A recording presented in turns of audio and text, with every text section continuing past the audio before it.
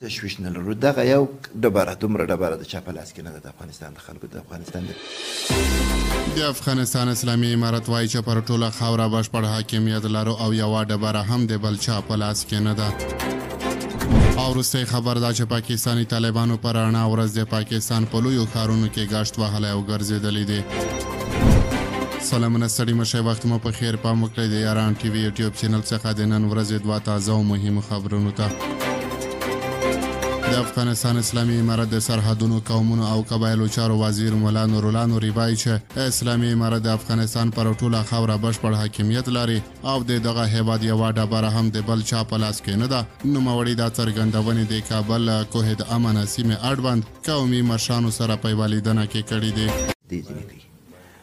موږ خو لله الحمد د افغانستان له واخان نه څخه تر نیمروز او له حیرتان څخه تر بولدک چې مربع د افغانستان 40 ولایتونه او 460 زیاتو کم څو ولسوالۍ دي.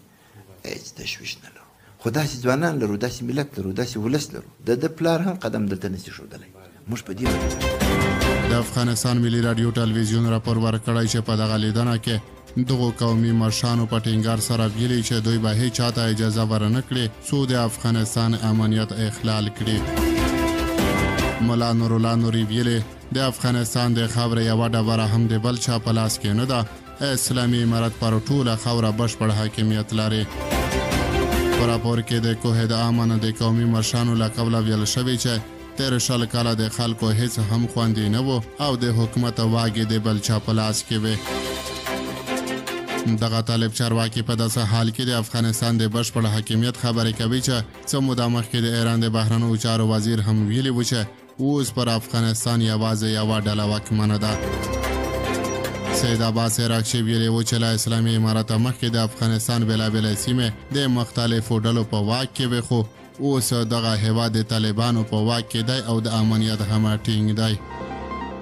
یاد د وی چې لا د مخکې هم طالب چارواکو ویلي و چې افغانستان یو خپلواک، آزاد او ملي حاکمیت لري او د هیڅ چا تر اغېزې لاندې نه دی.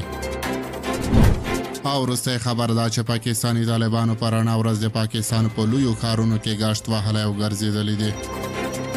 د پاکستاني طالبانو پخوانی مرستیال مشر او د جنوبي زون د نظامي کمیسیون اوسنی مسؤل کاري امجد په عامه ډول په ډیره اسماعیل خان او جنوبي پنجاب په سړکونو ګرځېدلی دي. د پاکستان د طالبانو غورځنګ په خپلو رسنیزو ادرسونو د ویډیویي لړۍ زه د جهاد مسافر نهمه برخه خپره کړې ده چې پکې د یاد غورځنګ ځواکونه د پاکستان په بېلابېلو سیمو کې په آزادانه توګه په ګشت او تګ راتګ لیدل کیږي. په ویډیو کې تر ټولو جالب او مهم اړخ دا دی چې د پاکستاني طالبانو پخوانی مرستیال مشر کاري امجد د خیبر پښتونخوا او پنجاب په سرحدي سیمه ډیره اسماعیل خان او د جنوبي پنجاب په ډیره غازي خان کې پر موټر سایکل ګرځي.